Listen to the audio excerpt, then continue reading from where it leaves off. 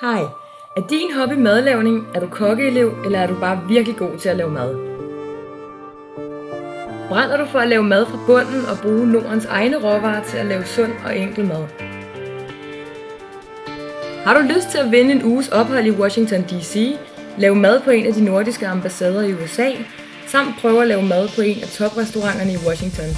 Og desuden få muligheden for at lave mad til 60.000 amerikanske skolebørn, få dit eget mentorteam, selvfølgelig modtage heder og ære og møde den svenske kronprinsesse. Så skal du gøre følgende. Sammensæt et enkelt koldt måltid, som man kan tage med sig på tur eller spise på skolen. Film din madlavning med din mobil eller et andet kamera og beskriv hvilke ingredienser du bruger.